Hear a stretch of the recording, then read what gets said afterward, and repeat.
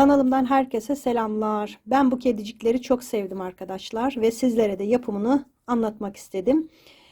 Çantamızın sapını asabileceğimiz, farklı amaçlar için kullanabileceğimiz minik bir çanta.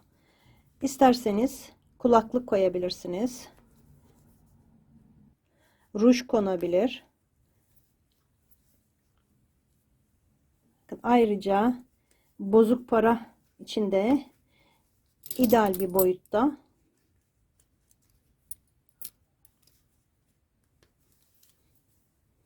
Böyle ruj da buraya koyabilirsiniz. Çantanızda sevimli bir aksesuar olarak kullanabilirsiniz. İki renk yaptım. İki renginde hangi ipleri kullandığımı videonun altına açıklama kısmına numaralarını yazdım iplerin. Boyutunu merak ediyorsanız şöyle kulağından itibaren 13 santim. Diğeri 14 santim oldu. İpim biraz daha bir tık daha kalın sanki. Bu renk Alize Cotton Gold kullandım ama bir tık daha büyük oldu. Bakın çok sevimliler arkadaşlar. Umarım siz de severek yaparsanız bir günde yapabileceğiniz, hemen bir akşamda yapabileceğiniz ve sevdiklerinize hediye edebileceğiniz çok tatlı bir model oldu. Eğer kanalıma abone değilseniz sizden abone olup yorum ve beğeni yaparak da bana destek olmanızı istiyorum. Şimdi bu minik çantaların yapımına geçelim. Hangi malzemeleri kullandım? Kısaca onları göstermek istiyorum size. Bu daha önce ördüğüm kedicikte bu ipi kullandım arkadaşlar. Alize Cotton Gold. Bunun numarası Alize Cotton Gold 67 numara. Bunu kullandım. Şuradaki açık kahvede Etrofil cinsin 0,59 numaralı ipi. Şimdi beraber bu iki renkli öreceğiz. Alize Cotton Gold'un 493 numaralı kahverengi ipini kullanacağım. Ayrıca bu koyu bej rengini kullanacağım. Bunun numarası da 262. Göz olarak 8 milim kilitli göz. 2 adet de çıt çıt lazım. Tığ numaram 2,5 milimetre. Şimdi bu iki renkle dediğim gibi yapacağım. Ben parçaların birer tanesini yaptım. Bu kolumuz, bu kulak parçası. Bakın 2 adet. Biri kahverengi olacak, biri krem olacak. Bu da bacağının bir parçası. Şimdi bunlardan ikişer adet öreceğiz. Önce kulak ve kollarını yapalım. Daha sonra bacaklarını yaparak gövdesine geçiş yapacağım. Önce kollarını hazırlayalım. 2 adet aynı koldan yapacağız. Ben bir tanesini yaptım. Şimdi kahverengi ipimi alıyorum. İlk başlangıçta kahverengi ile başlıyoruz. 6 tane sık iğne yapıyorum. Sihirli halkanın içine 5 6 sıkıştıralım. Şöyle işaret ipi kullanacağım.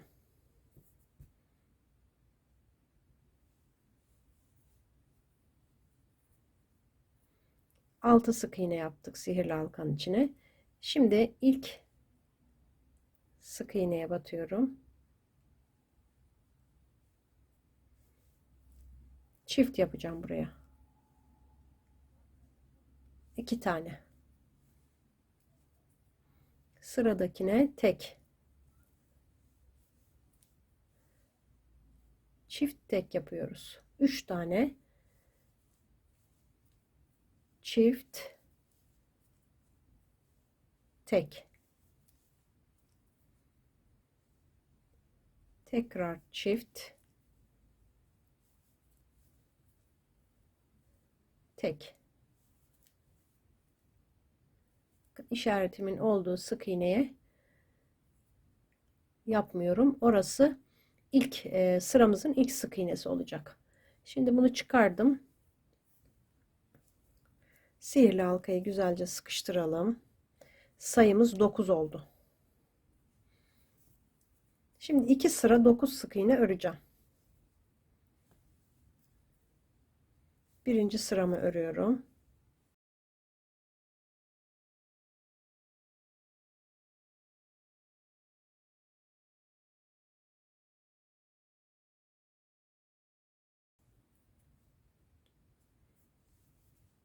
Dokuz.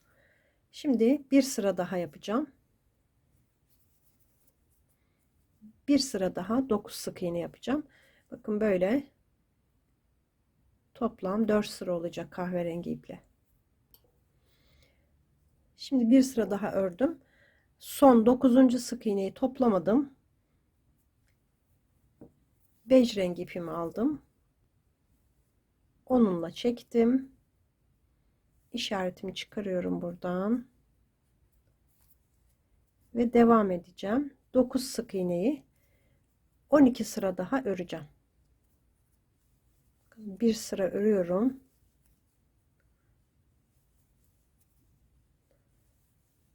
Beş, 6, 7, 8, 9. Bir sıra ördüm. Şimdi 11 sıra daha öreceğim. Bu iplerimi kesip bağlıyorum.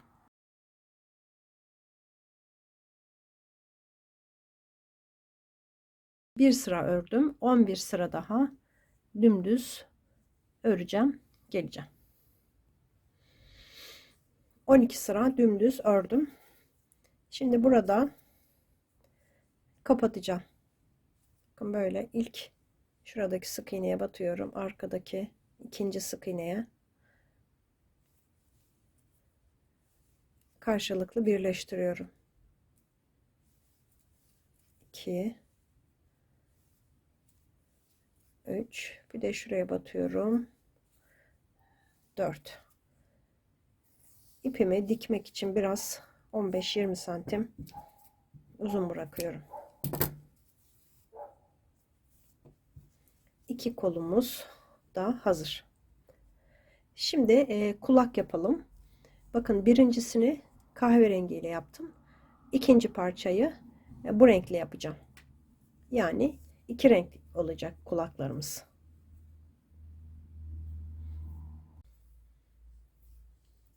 Sihirli halka yapıyorum. Bir zincir çektim. Sihirli halkanın içine 6 tane sık iğne yapalım.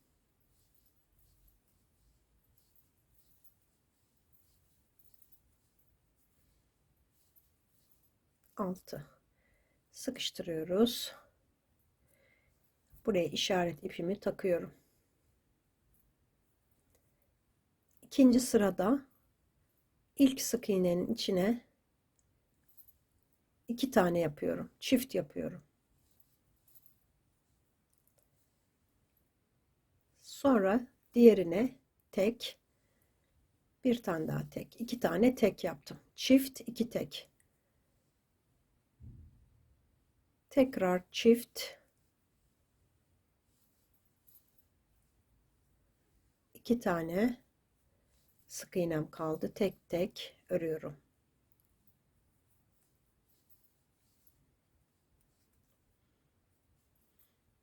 İşaretimi buraya sıra başına yerleştirdim. Sayım 8 oldu. Şimdi bir tane örüyorum. Tek ördüm. Yanındakine çift yapıyorum. Bir tek, bir çift. Bunu 4 kere yapacağım. Bir tek, bir çift. Bir tek,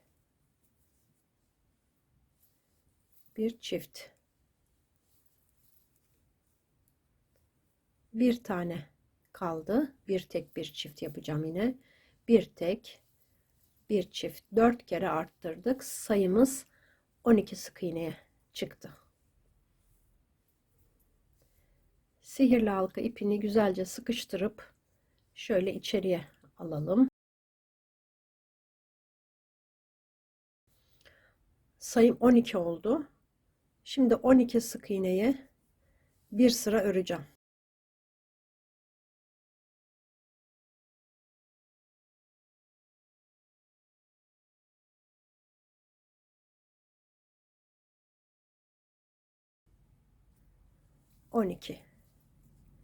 Bir sıra dümdüz ördüm.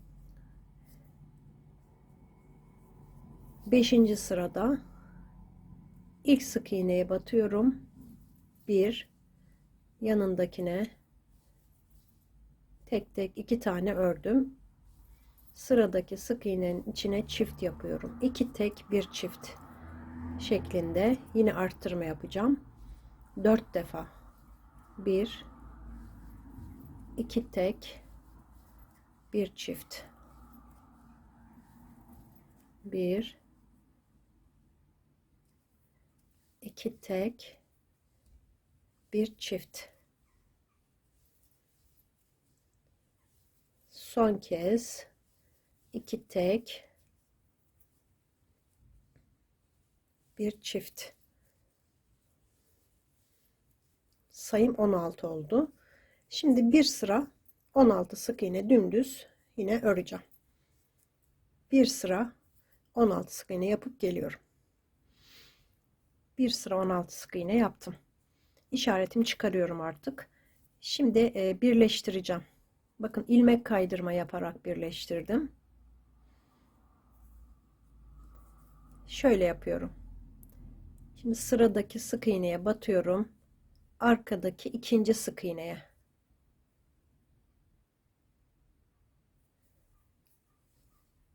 Battım. İlmek kaydırma yapıyorum. Sırayla karşılıklı ilmek kaydırma yapıyoruz birleştirerek. 3, 4, 5, 6,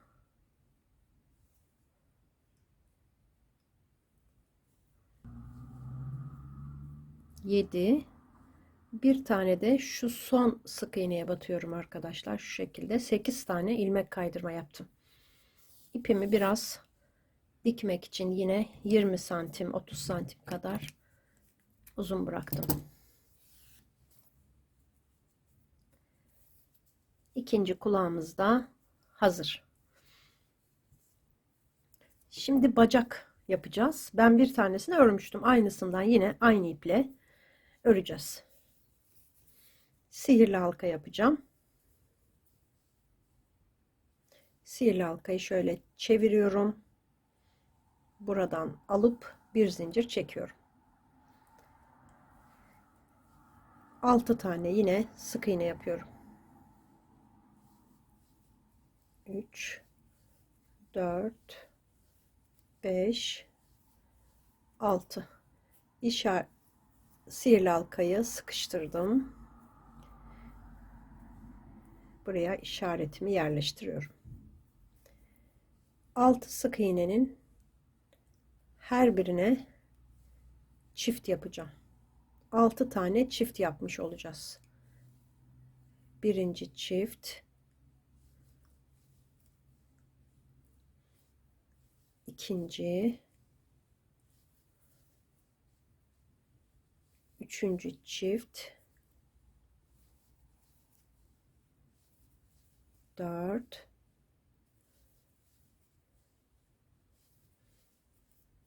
5 ve son çifti yapıyorum. İşaretimi çıkardım. Sihirli halkanın ipini güzelce sıkıştırın arkadaşlar. Ortası kapansın. İşaretimi koydum. Üçüncü sırada 1, 2, 3 tane ördüm. Sıradakine çift yapıyorum. 3 tek, bir çift. Devam ediyorum. 2, 3 tek, bir çift. Son kez yapacağım. Tek tek 3 tane örüyorum. 3. Son sık iğnenin içine de çift yaptım. Sayım 15 sık iğne oldu. Şimdi 3 sıra dönerek 15 sık iğne yapacağım. Bakın bu şekilde 3 sıra daha dümdüz yapmış olacağım. 15 sık iğneyi 3 sıra ördüm ve burada bir zincir çekip ipimizi keseceğiz. İlk ördüğümüzün ipini keseceğiz arkadaşlar. Diğerini burada ipimizi kesmeden devam edeceğiz. 1 2 3 4 5 tane zincir çektim. İşaret ipimi çıkardım. Şimdi diğer parçayı alıyorum. Diğer parçanın bitiş noktasına, bakın, bitiş noktasına battım. Şu ipi böyle alalım arkadaşlar ki orada sıkışsın biraz. Buradan başlıyorum. 1 2 3 4 5. Burada 15 tane sık iğnemiz var. 15 sık iğneyi örüyorum.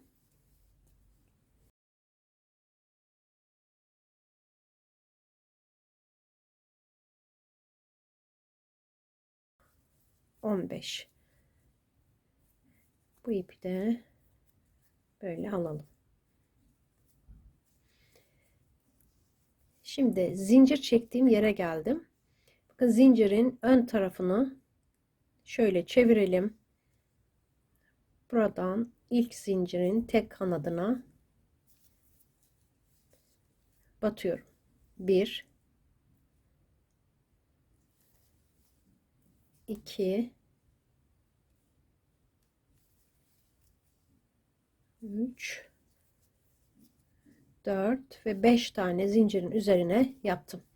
Sonra diğer bacağa geçiyorum. Sıradaki sık iğneden başlayarak burada da 15 sık iğnemiz var. 15 sık iğneyi örüyorum.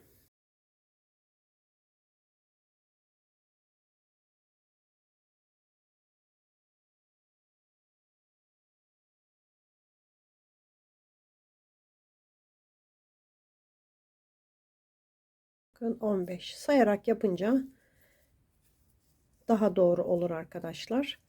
Doğruluğunu test etmiş olursunuz. Şimdi zincirin diğer tarafına geldim. Bakın buraya, diğer tarafına batmıştık. Şimdi iki kanadına, zincirin iki kanadına batarak 5 sık iğne yapacağım zincirin üstüne yine.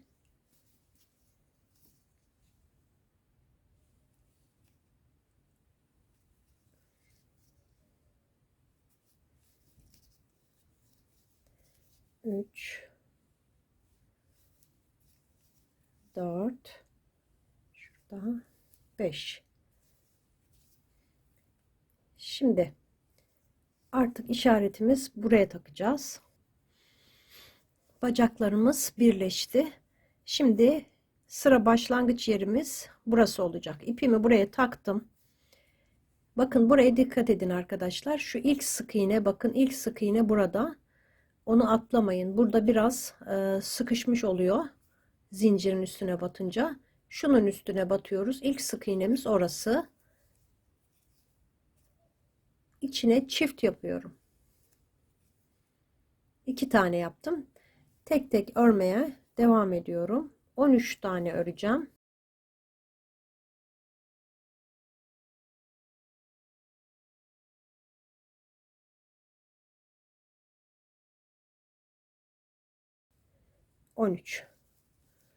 On üç tane ördüm.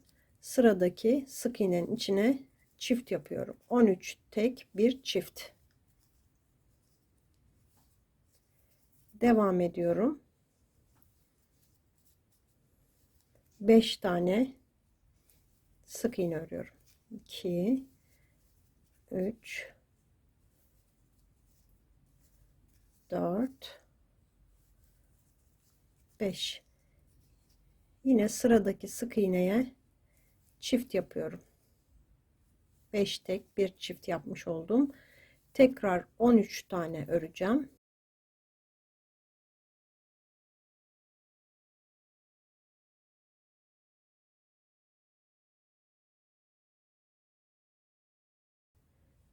On üç. 13 tane ördüm. Sıradaki sık iğneye çift yapıyorum.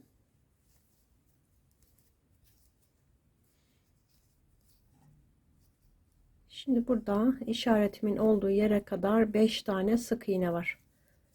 2 3 4 5. Bakın işaretim bu tarafta kalacak. Son sık iğne burası. Ona dikkat edin arkadaşlar. İşareti bazen yanlış yürüttüğünüz zaman sonuç farklı olabiliyor. İşarete dikkat edin. İşaretin olduğu sık iğneye batmıyorum bu sıra sonunda. Yanındaki sık iğne son sık iğnemiz oluyor. Şimdi işareti çıkardığım sık iğne ilk sık iğnem. Sıranın ilk sık iğnesi. Şimdi buradan itibaren 1 diye numaralandırdım birleştirirken. İkinci sırayı yaptık. Üçüncü sıradayım. Sayımız 44 sık iğneye çıktı. İlk başta birleştirdiğim sırada 40'tı. 4 tane arttırdım. 44 sık iğneye çıktı. Şimdi bu şekilde dönerek 4 sıra 44 sık iğneyi 4 sıra daha dümdüz öreceğim. 4 sıra 44 sık iğne yaptım.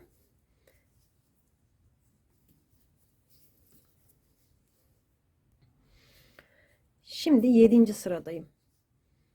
Bir tane ördüm. Sıradaki sık iğneye çift yapıyorum. Bir tek bir çift. 13 tane tek tek sık iğne yapacağım.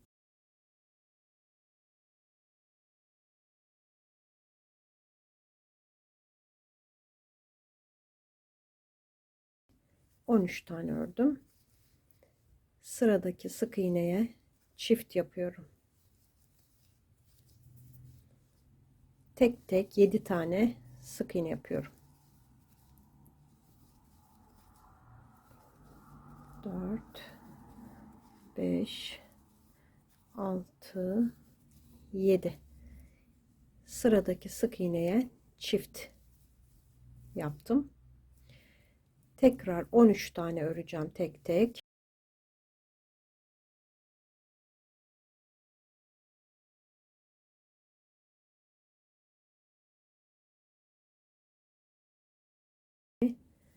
On üç.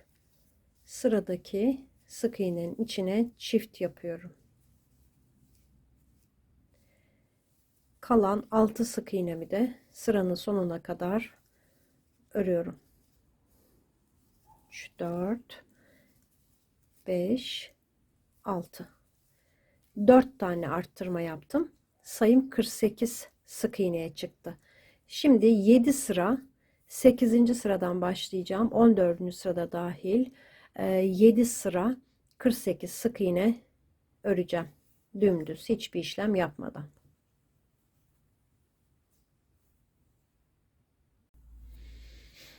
7 sıra dümdüz ördüm arkadaşlar. 48 sık iğneyi. Şimdi 15. sıradayım. Bir tane örüyorum. Eksilttim. Bir ördüm, bir eksilttim. Şimdi 13 tane öreceğim.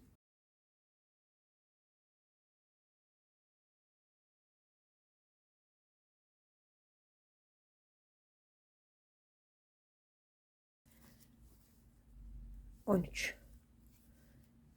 Yine eksiltme yapıyorum. Yine eksiltme yapıyorum bir tane.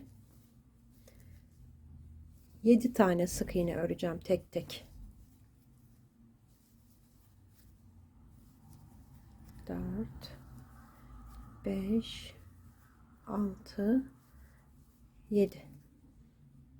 Bir tane eksiltiyorum. 13 tane tek tek öreceğim.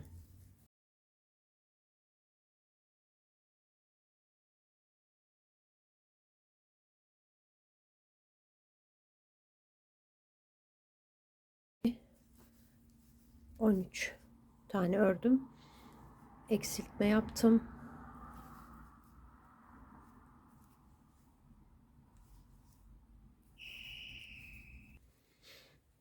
Altı tane sık iğnem kaldı burada.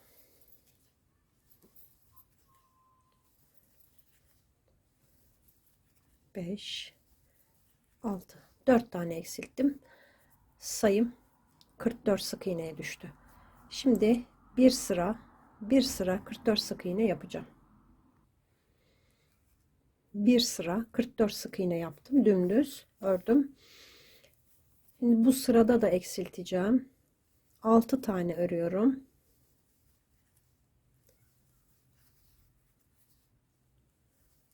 4, 5, 6. Bir tane eksilttim. Devam ediyorum. 4 tane öreceğim. 2, 3, 4. Eksiltmeyi böyle yapıyoruz arkadaşlar. Tek kanatlarını alarak eksilttim. Şimdi 14 tane öreceğim. 2,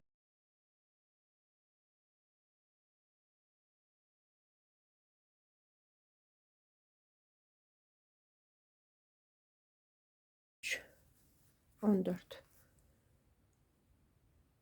Bir tane de burada eksiltme yaptım. 4 tane tek tek örüyorum. Yine burada eksiltme yapıyorum. 4 ördüm, bir eksilttim. Sıra sonuna kadar 8 tane sık iğnem var.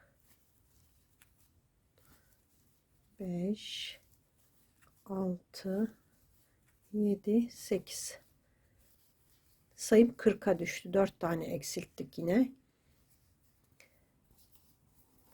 Şimdi burada bu sırada 32 tane sık iğne öreceğim. Dümdüz 32 sık iğne yapalım.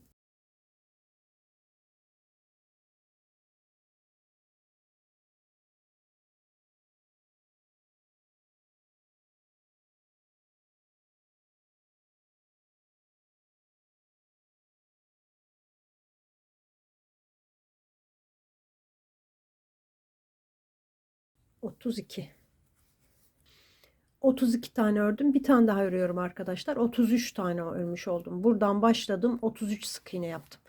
Şimdi burada 14 tane zincir çekeceğim.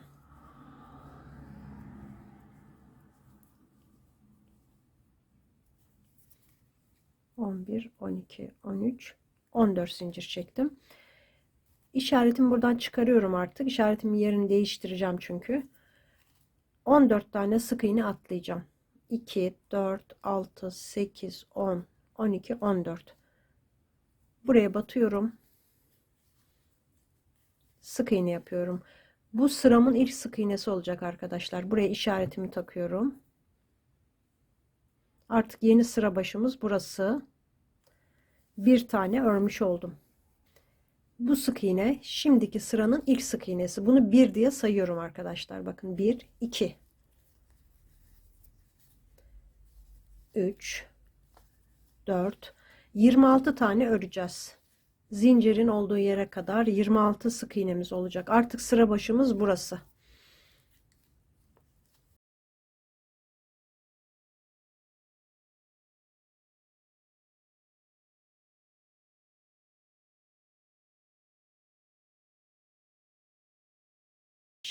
Bir tane de buraya 26. Şimdi burada 14 tane zincir çekmiştik. O 14 zincirin üstüne burası tam arkaya gelmesi lazım arkadaşlar. Arka ortaya.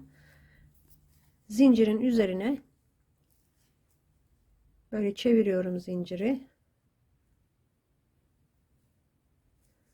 14 tane sık iğne yapacağım. Bakın böyle tek halkalarına ya da çift halkasına fark etmez. Nasıl kolayınıza gidiyorsa. Bakın 1, 2, 3, 4 oldu. 14 tane yapacağım.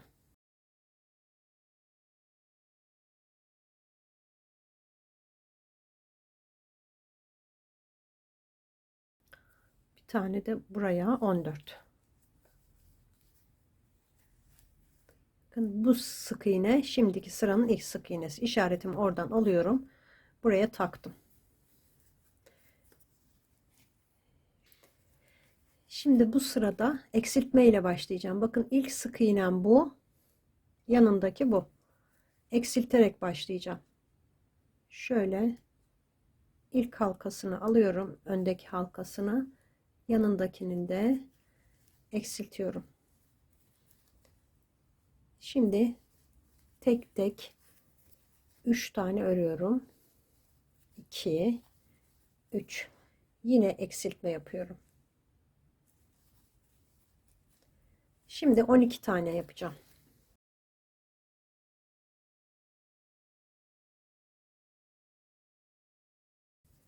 On iki tane ördüm. Yine burada eksiltme yapıyorum. 3 tane tek tek ördüm. Burada eksiltme yapıyorum. Burada 14 tane sık iğnemiz var. Sıra sonuna kadar 14 sık iğnemi tek tek öreceğim.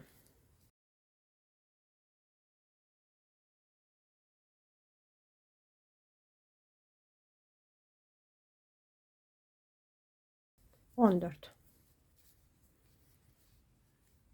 4 tane eksiltme yaptım. Sayım 36 sık iğneye düştü.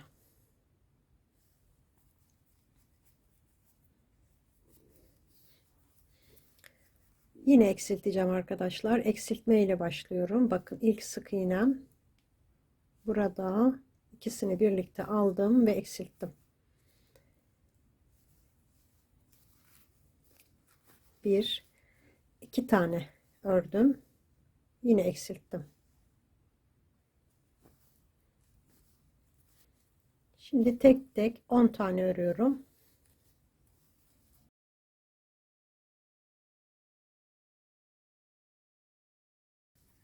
Dokuz, 10. Eksiltiyorum. Burada 2 tane örüyorum. Yine bir tane eksiltme yaptım burada. Kalan 14 sık iğnemi sıra sonuna kadar yine öreceğim.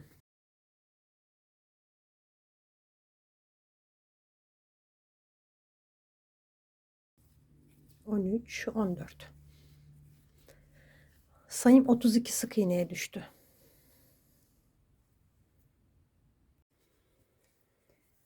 Şimdi bu sırada kafa için arttırmalara başlayacağım. Burada ilk sık iğnenin içine çift yapacağım. Yanındakine de çift. Yine sıradaki sık iğneye de çift. Yani arka arkaya 3 tane çift yaparak sırama başladım. Buradan 12 tane dümdüz sık iğne örüyorum.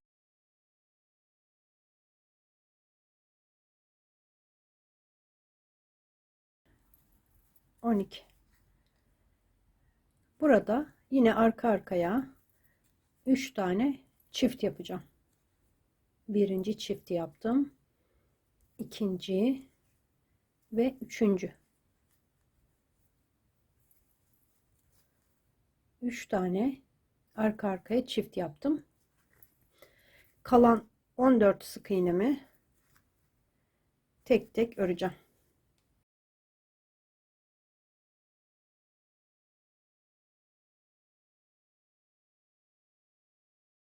Ve 14.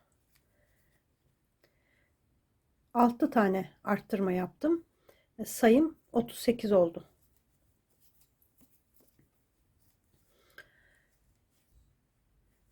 Şimdi bu sırada 3 tane 23. sıradayım. 3 tane örüyorum tek tek. Sonra çift yapıyorum. 3 tek, 1 çift. 17 tane öreceğim tek tek.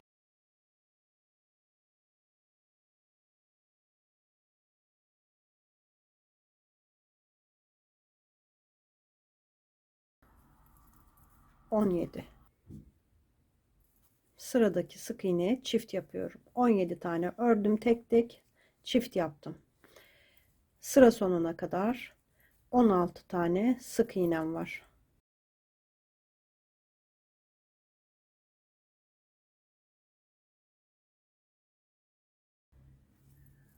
16. 2 tane arttırdık. Sayım 40 sık iğneye çıktı. Şimdi 40 sık iğneyi dümdüz hiçbir işlem yapmadan 4 sıra öreceğim.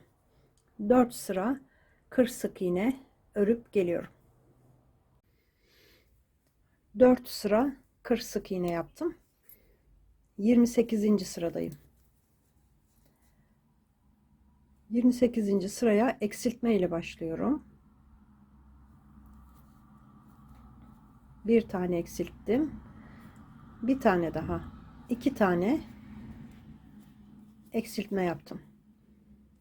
Devamında 18 tane sık iğne öreceğim.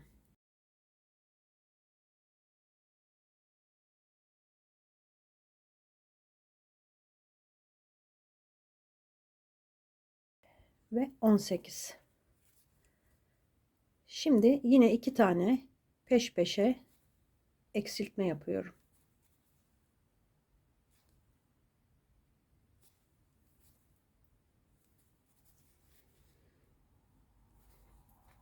Kalan 14 sık iğnemi yine öreceğim.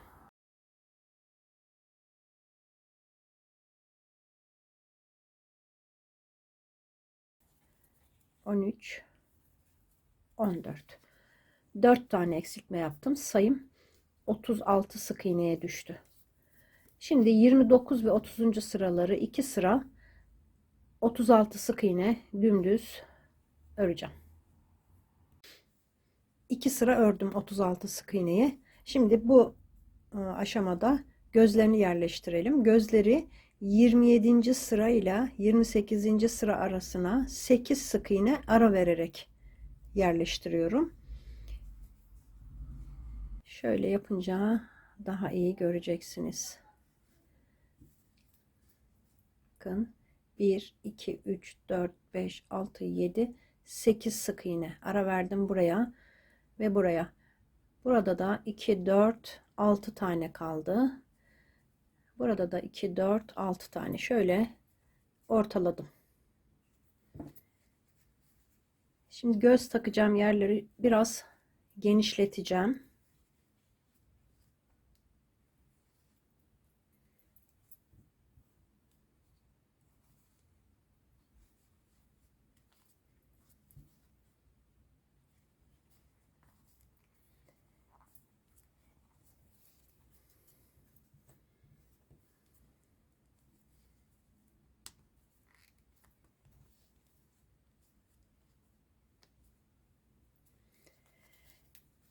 Gözlerin arka kısımları hem sağlam olsun diye hem de böyle çok sivri oluyor.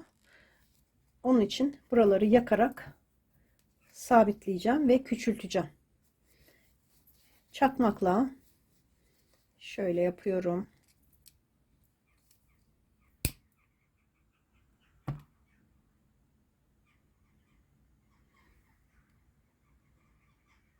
İyice ısınmasını bekliyorum. İyice bastırın arkadaşlar.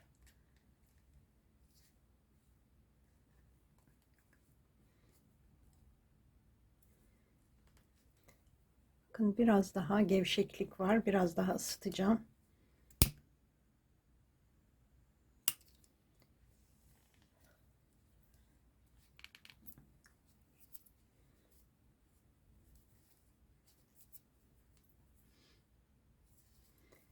Diğerini de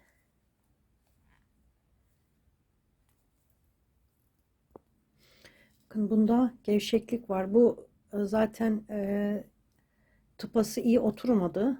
Büyükmüş biraz arkadaşlar. Biraz daha onu yakmak istiyorum. İyice.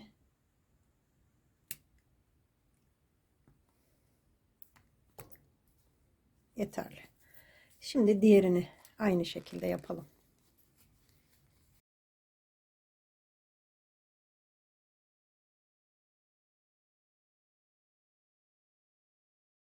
sıramıza dönelim, devam edelim.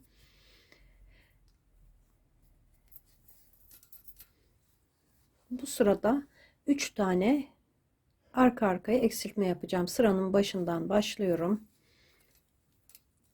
1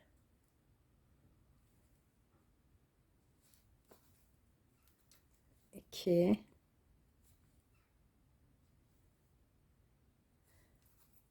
3. Devamında tek tek 10 tane öreceğim.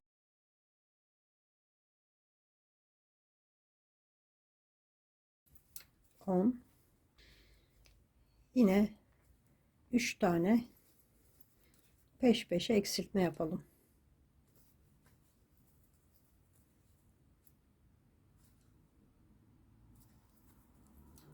3 tane eksilttim. Kalan yine 14 tane sık iğnemi sıranın sonuna kadar öreceğim.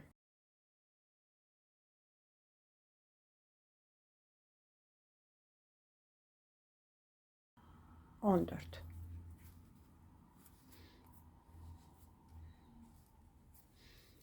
Sayım 30'a düştü. Şimdi burada da bu sırada da eksiltme ile başlıyorum. Yine bakın buradan eksiltme ile başlıyorum. 3 tane yine eksilteceğim.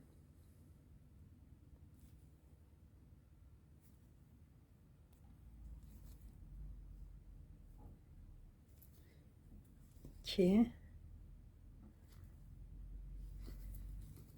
3 5 tane örüyorum. 2 3 4 5. Yine 3 kere arka arkaya eksiltmemizi yapalım.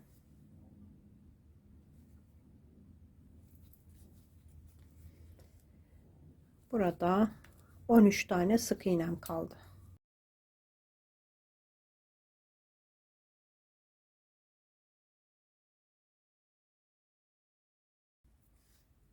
13. Sıramı tamamladım. 6 tane eksilttim. Sayım 24 sık iğneye düştü. 2 tane öreceğim. 1 2 tane örüyorum, eksiltiyorum. 2 ör, 1 eksilt yapacağız. Bu sırada 6 defa. 1 2 ör, 1 eksilt, 2 ör,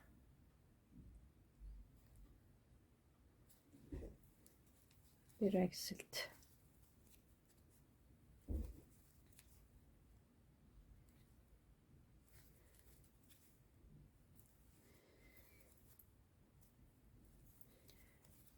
Ör, 1 eksilt, 1 2 tane tek de gördüm ve son eksiltmemi de yaptım. Sayım 18'e düştü. Şimdi burada peş peşe 9 tane eksiltme yapacağım.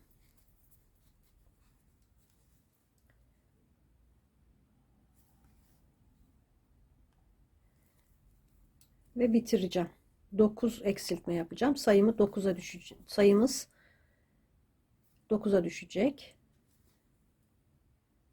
3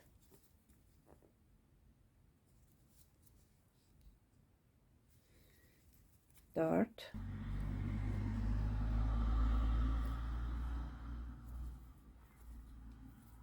5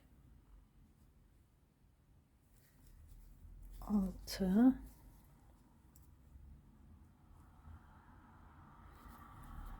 7 8 ve son eksiltmem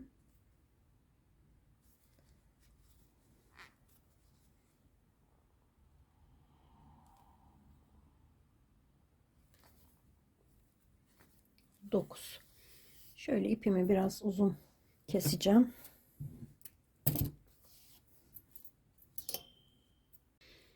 Şimdi bu iple tepeyi büzeceğiz. Her sık iğneye tığ ile, burada bitirdik, böyle geçiriyorum.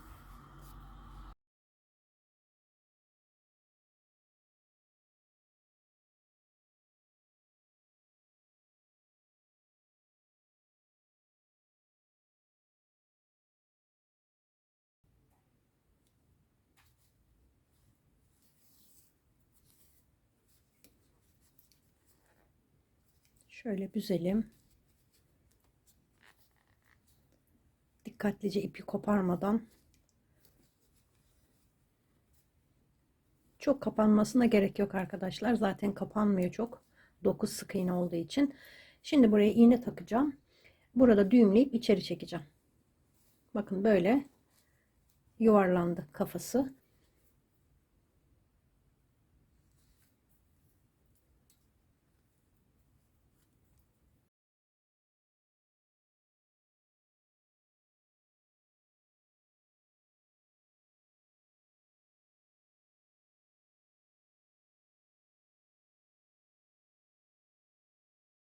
Şimdi şu kısma geçiyoruz. Bakın tepesi böyle oldu.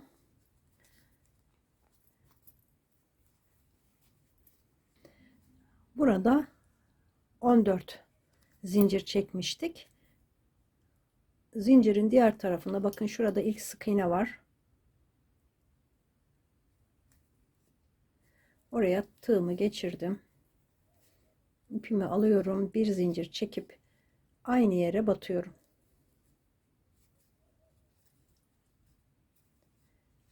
Zincirin diğer tarafına 14 tane sık iğne yapacağız. Bu ipi böyle yürütelim.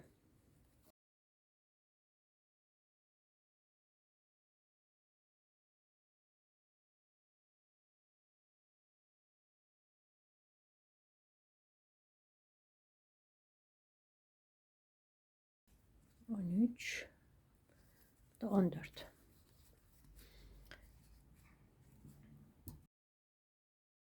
Şimdi bir zincir çekelim ve dönelim. Burada 14 tane sık iğne öreceğim.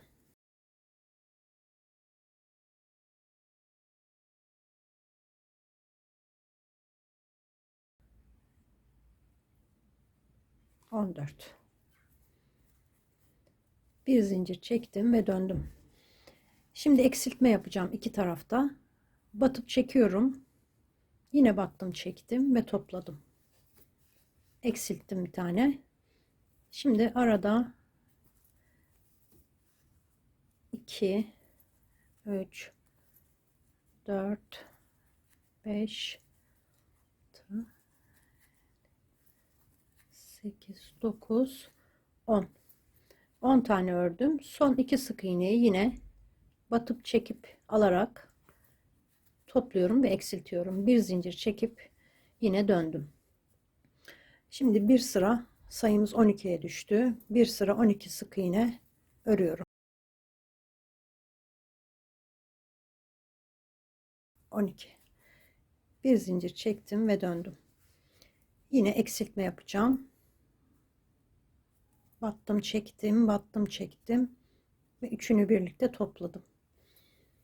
1, 2, 3, 4, 6, 7, 8 tane ördüm. Son 2 sık iğneyi yine birlikte örerek topladım, eksilttim. Sayım 10 sık iğneye düştü. Bir zincir çekip döndüm. 10 sık iğneyi örüyorum.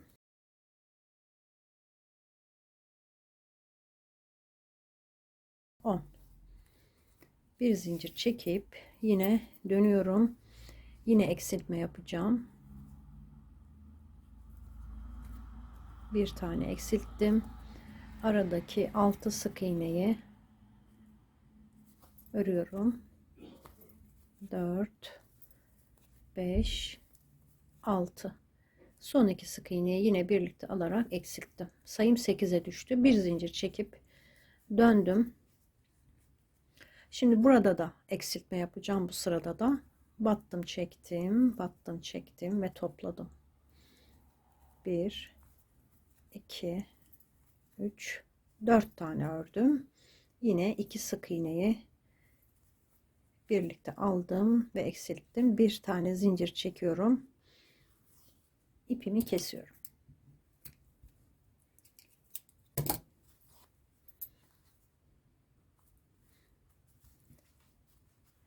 Bu ipi iğne ile içeriye gizleyeceğim.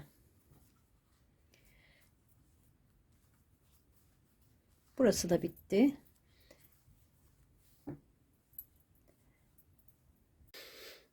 Şimdi kulaklarını monte edeceğim.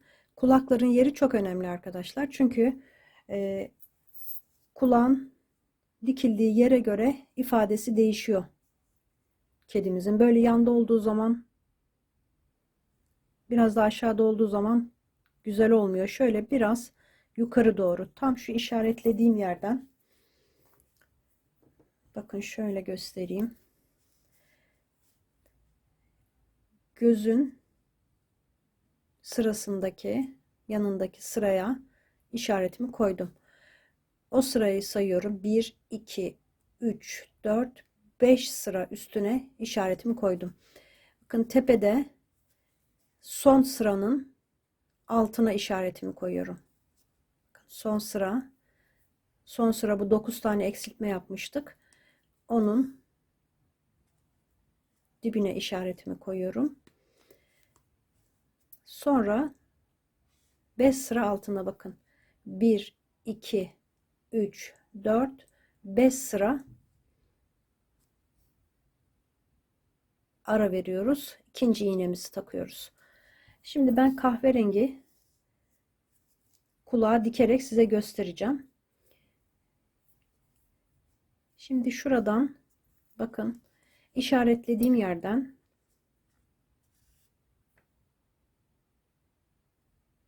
iğnemi geçirdim. Diğer işaretin olduğu yere çıkıyorum.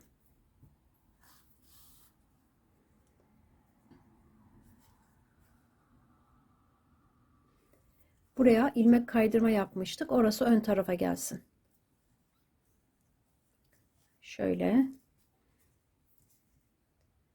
Şimdi bakın şu kısma, köşeye çıkacağım.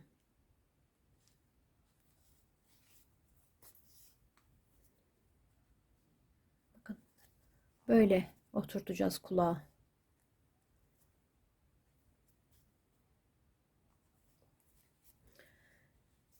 Şimdi buradan yan taraftan tekrar buraya geçiyorum.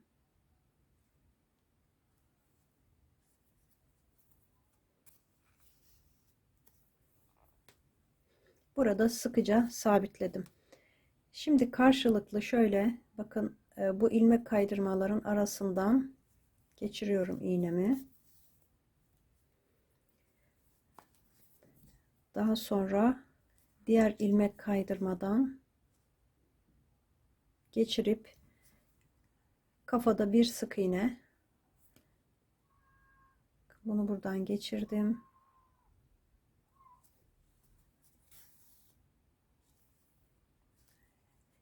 Şimdi şu aradan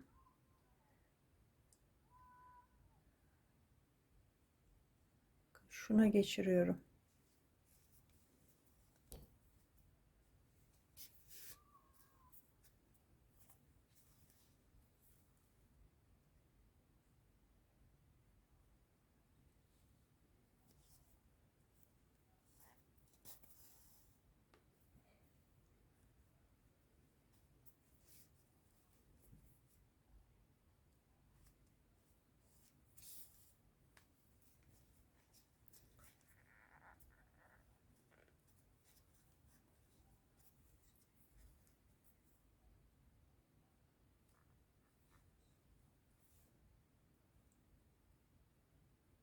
Çok öne doğru çıkınca bakın buradan göründü.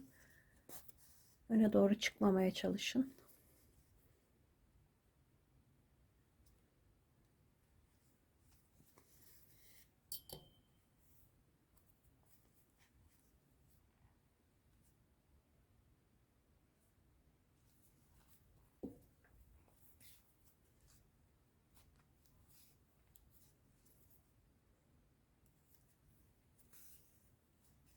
Burada sabitleyelim.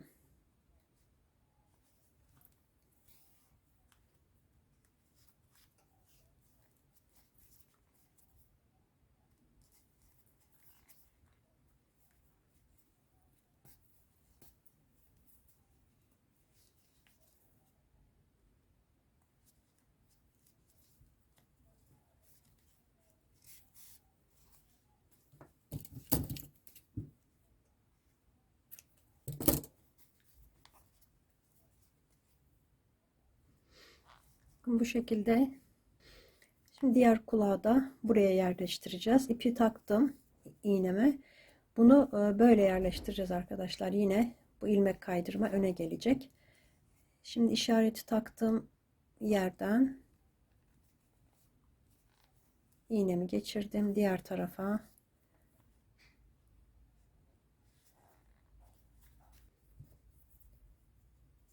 Bu şekilde geçirdim. Diğer kulak gibi arkadaşlar, bunu da buraya monte edeceğim. Aynı bunu yaptığım gibi bunu da sabitleyip geliyorum. Şimdi kollarını yapacağız. Şu geçiş yerini arkaya getirin arkadaşlar. Şöyle. Diğerini de bu şekilde böyle dikeceğiz. Nereye dikiyoruz? Tam şuraya arkadaşlar. Yan tarafa. Şu şekilde tutuyorum.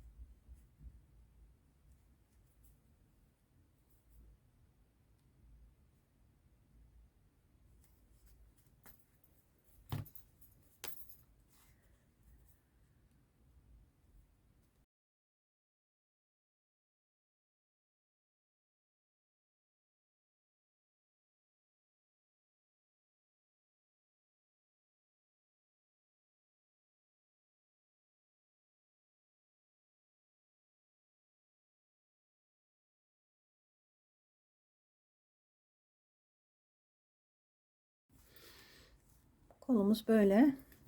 Diğer kolu da burası biraz meyilli olduğu için kolumuz şöyle öne doğru geliyor. Bunu da aynı şekilde buraya dikeceğim. Sonra çıt çıt dikeceğiz. Kulaklarını diktim. Buralara çıt çıt diktim arkadaşlar böyle. Arkasına da diktim. Şimdi yüzünü işleyeceğiz. Ayrıca buradaki top şeklindeki süslemeyi de göstereceğim. Şimdi burnu için bakın, burada ben bunda pembe yapmıştım. Bunda kırmızı yapacağım. Rengimiz biraz daha koyu olduğu için. Şuradan nereye yapacağız arkadaşlar? 3 sık iğne yapmıştım bunda. Biraz bu tarafa doğru kayık oldu bakın. Şurada 2 sık iğne, burada 1 sık iğne gibi görünüyor. Arada 6 tane sık iğne var. O yüzden 2 sık iğne üzerine yapacağım bunu. Bakın gözün altındaki sıraya şöyle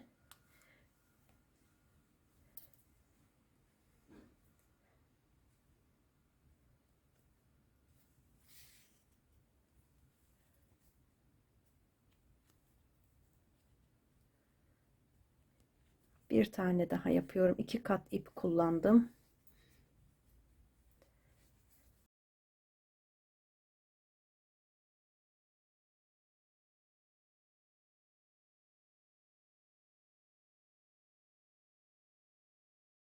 Şimdi kahverengi ip takıyorum. Alize Cotton Gold'un koyu kahve ipini kullanacağım. 26 numara. Bu işlemek için arkadaşlar. Bunda da onu kullanmıştım. İsterseniz siyahla da yapabilirsiniz ya da bu kahverengiyle de olabilir. Şimdi buradan tepeden giriş yapıyorum. Şunları yapacağım. Ucunu düğümledim ipimin.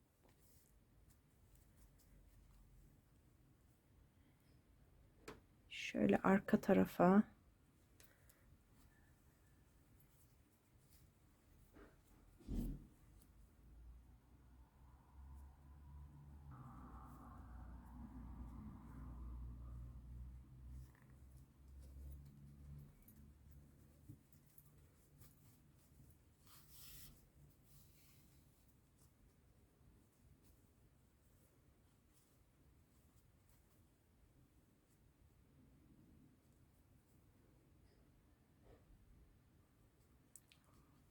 Buradan burnun altına geçeceğim.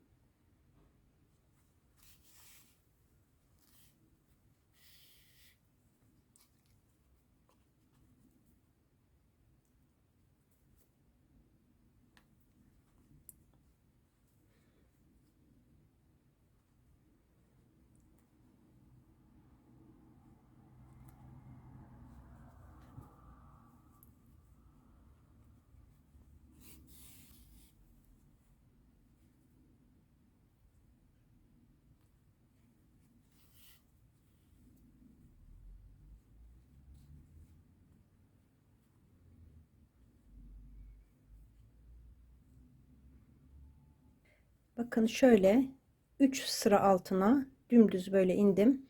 Sonra bu tarafa bakın. Bir sıra üstüne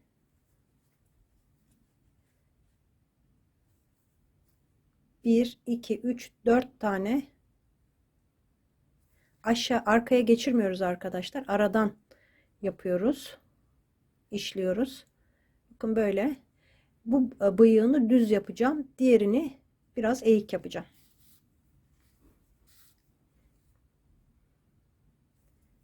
Şuraya geçip diğer tarafa 2 sık iğne bu tarafına, 2 sık iğne bu tarafına yapmış oluyorum.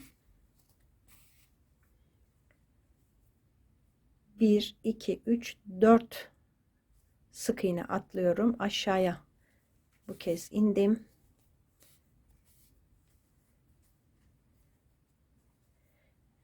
Bunu düz yapıyoruz buraya. Arkaya geçireceğim. Orada düğümleyeceğim arkadaşlar. Bu şekilde. Şimdi göbeğindeki işlemeyi size göstereceğim. Nereye işledim ve nasıl yaptım. Şuradan bakın burnun şu çizgisinin altından sayalım. 2, 4, 6 sıra altına, 7 sıra altına arkadaşlar. 7 sıra altına. Ben şuradaki eksiltmeyi dikkate alıyorum. Onun köşesine batırdım. Tabii ortalı olması gerekiyor. Tam böyle burnun ortasına gelsin bu 3 sık iğne. Şöyle işaretledim. Çünkü burası düz olacak bakın arkadaşlar. Şurası 3 sıra böyle 8 sık iğne, 8 çapraz işleme yapacağım. 8 sıra ve 3 sıra yan yana. Bu 3 sıra tam ortaya denk gelsin. Burnun altına. Şimdi düğümlemedim ipimi. En son düğümleyeceğim. Şuradan bir yerden giriyorum arkadaşlar. Bu taraftaki işaretimin olduğu yere çıktım. Bunları artık çıkaralım. İp orada kalsın. Daha sonra bitiş ipiyle düğümleyeceğim. Şimdi tek katına işliyoruz. Arkaya geçirmiyoruz. Etamin iğnesi kullanıyorum. Şimdi çapraz yapacağız önce. Önce böyle yan yan 8 tane yapacağım.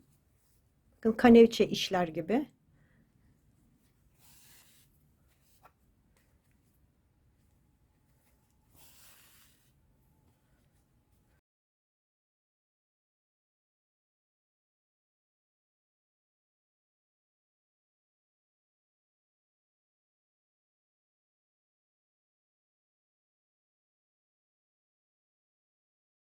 Sekiz tane böyle yan yan yaptıktan sonra şimdi yukarıya doğru çıkıyorum. Kaneviçe işlemeyi bilmeyenler için göstermek istedim.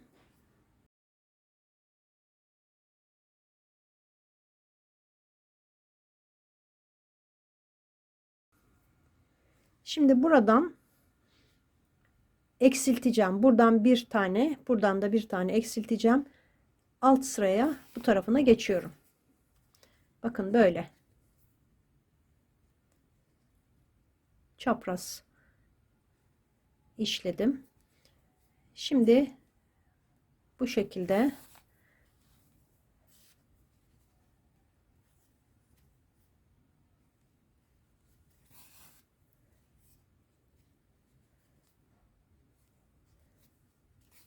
Aşağıda bir tane kalıncaya kadar 6 tane yapacağım bu kez.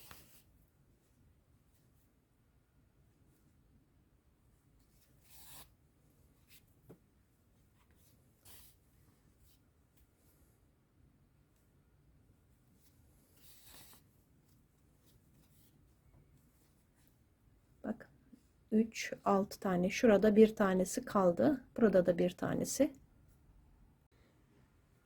Şimdi yukarıya doğru çıkıyorum.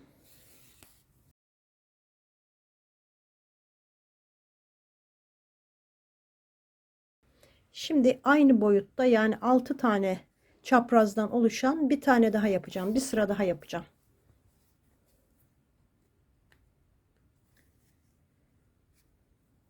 Şimdi bir sıra daha altı yapacağım.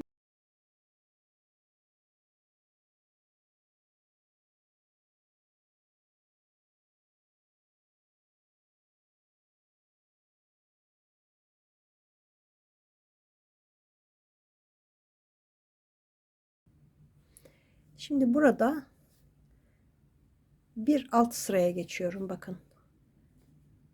İki tane daha eksilteceğim. Burada 4 tane yapacağım.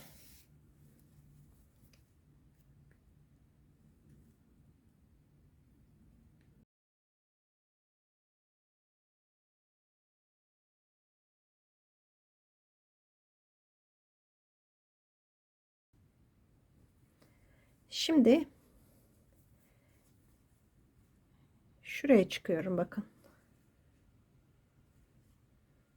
Bu 8 tane çaprazdan 2 sıra daha yapacağım. Bakın şöyle göstereyim size.